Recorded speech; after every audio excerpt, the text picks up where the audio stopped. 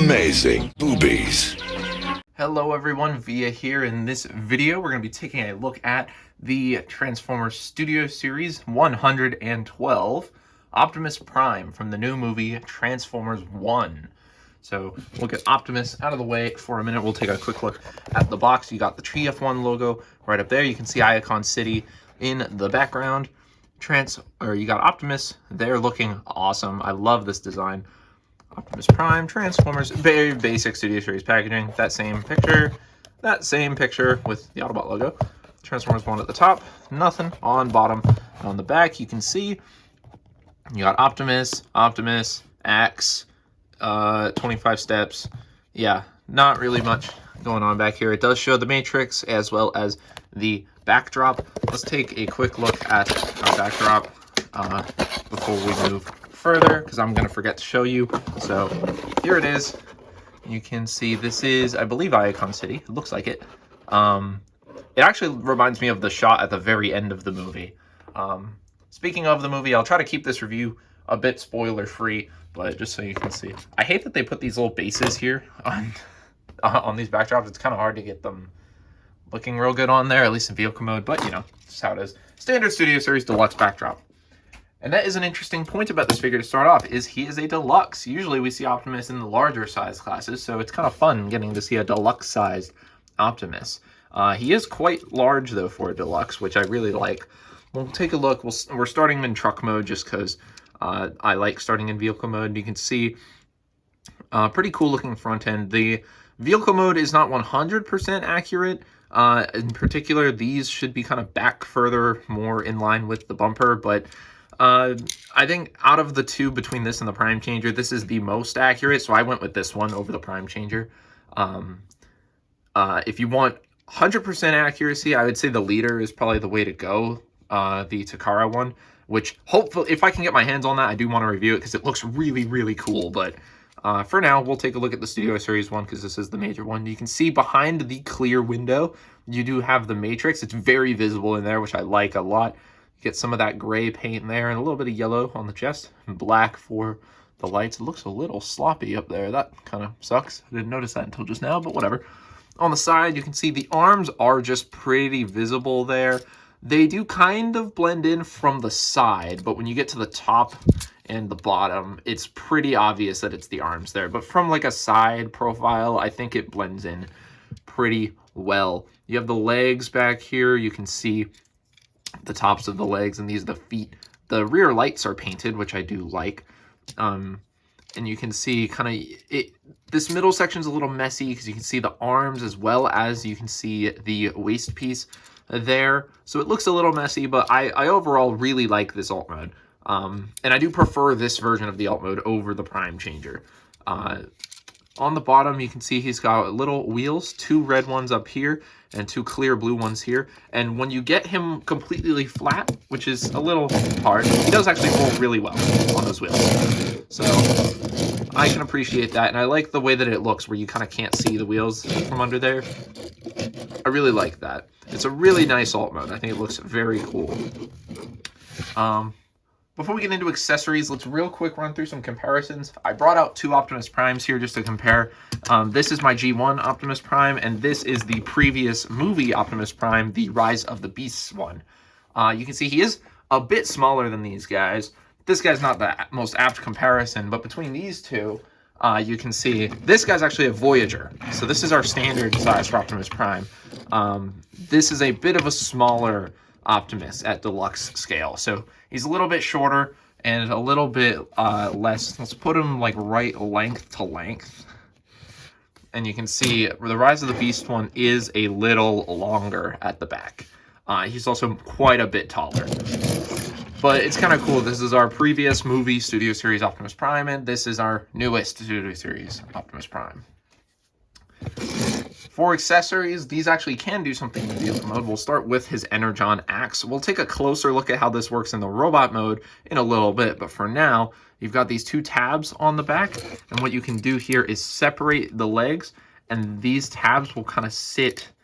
You kind of hook the axe in from the back here, And then these tabs will hook in between your kneecaps there, and then the legs can tab back together. And that's pretty clean, how that just kind of sits back there. I do like that. And the other one is actually a vehicle mode exclusive accessory, which is not something we see very often. You get this piece, which is the front guns that he has, I think, in the movie. I've seen the movie twice, but I don't remember if he had these. He probably did, and I just don't remember. These actually peg in. There's these two long pegs here, and they will go into these bottom pegs. Bottom pegs here. So you can slot this in. It was really tight on mine when I first got it, but upon playing with it for a little bit, it has loosened up quite nicely. And so if you want to have his front guns there, I actually leave these in whenever I have him in vehicle mode on display, just because I think it fills in those gaps a little bit, and it looks quite good. It's way less elegant than the leader class one, having them just flip out. But, you know, on a deluxe, this is the best we got. So it does look really cool, though, if you want to have that as like an attack mode for Optimus. Yeah, I really like this vehicle mode. I think it's very, very cool. So I think now that we're done with that, we can get into our transformation. So firstly, I'm going to just remove well, this you have to remove, and the axe I'm just going to remove now because there we go. This is a bit of a bendy plastic. It's not like soft, but it has some flex to it. So if you kind of bend it a little bit while taking it out, it's not a big deal. Don't worry. And then the axe you just remove. To start his transformation, you take these smokestacks here, or they're going to be the smokestacks in the robot mode, and just rotate them around like this. Next, easiest way to do this is to get these arms unpegged. So what I do here is I use his wrist swivel and his bicep swivel to kind of twist the arms off of these pegs here, then just kind of wiggle the hand until it pops off. And all of this is just going to get undone. It's just how it is. So unpeg that from the thigh, unpeg the hand from here. These pegs are also made of that kind of softest plastic, so you can move them around a little bit. Ooh, that came all undone. Let's not do that yet. Yeah, so you want to get those unpegged, then you can split the legs. We're going to take the legs, and we're just going to bring them down on the hip joint and straighten out the knee, like this. You can take his waist piece here and just kind of bring that down. Take these side panels, you rotate them around, and they will sit actually on the inside of his legs. So you can see the difference there. It makes his legs look a little thinner, as well as reveals some painted detail. We can flip the toes up and then just kind of unpeg the ankle tilts. Next, come to the front here, and there's little tabs in here that will unpeg. Just unpeg those. We'll come up here, untab the whole top of the roof section and bring that up. Next, take these sections that we unpegged, rotate these up like this. The whole shoulder will swing out, and then this piece will go inside the shoulder. So you rotate this in, and it will kind of thoop into place on the inside of the shoulder like that. Same thing on this side, up, out, and then in like that. And then you can kind of bring the arms up, bring the section up. You want to rotate his waist around like that. So you can bring this up all the way. This panel will come down, and these tabs will go into these slots here. And peg in. And then these pegs will go into these upper two pegs here. You just drop that in, peg everything together, and bring his arms down. Take this piece, bring it forward so you have enough clearance to rotate it around, and then just drop it onto his back. And our last step here, take the head, fold it up, rotate it, and then bring it down on the ball joint. And here we've got our Studio Series TF1 Optimus Prime in robot mode. And I really, really like this robot design. I think this is a really cool look for Optimus, and it looks really good on screen. And again, this is, aside from the leader class, I think probably the nicest looking version of Optimus Prime that we saw out of the toy line for this movie. That head looks awesome. I really like the head sculpt on this guy, and his eyes being that lighter blue really pop out.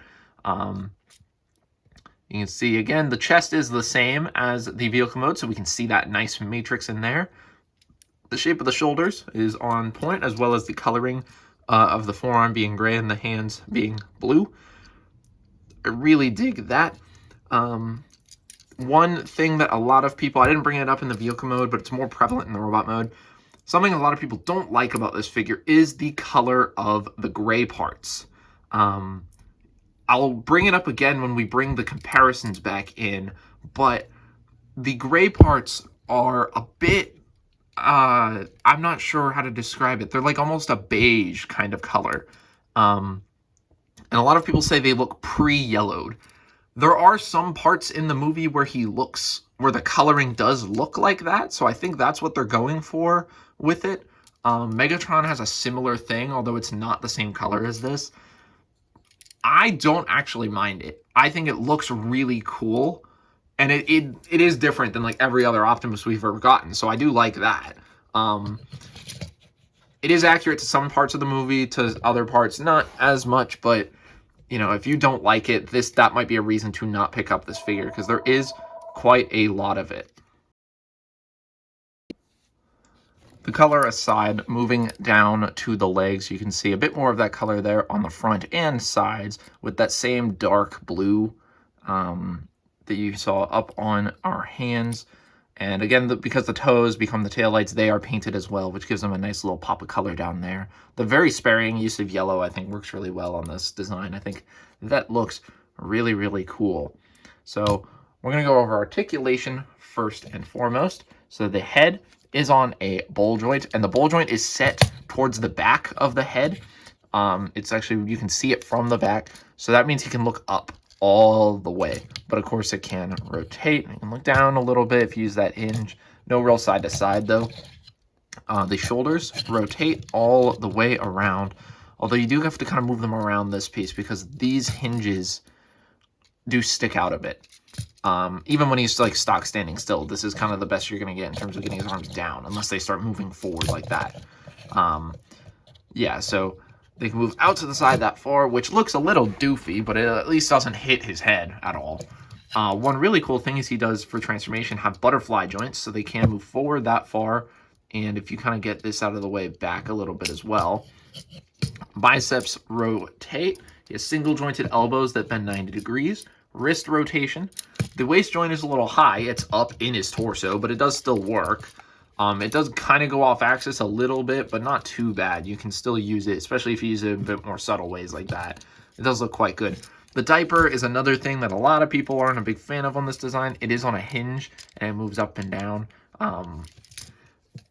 I would have preferred this had been two separate flaps that can move up and down, because it does look a little weird when you start moving the ball joints in his hips that can kick forward, which you have to move the waist up that far, and you can see it just makes his torso look really small when you do it like that, but that's just a quirk of the design. It can move back that far, out to the side that far, swivel above the knee. He's got bend at the knee that goes above 90, and the ankles can pivot that far. And surprisingly, because of the way the foot is sculpted, it actually doesn't look awkward and jank. Real quick, I want to show you what I'm talking about. I was messing with Legacy Blitzwing the other day, and it made me remember how terrible his ankle joint is. Like, they actually designed it in a way where it doesn't look awful because of the shaping of the foot. Thank you, Hasbro. I love that. This is the worst thing ever. Stop doing this. This looks terrible. Thankfully, this figure actually gets it right, and it looks really good. But he's very articulated for a deluxe. I really like that. Unfortunately, a lot of these joints do kind of make the transformation into vehicle mode a little bit of a hassle. Trying to get him like on the ground and everything, like all four wheels touching, can be a bit of a pain, but it does look really good.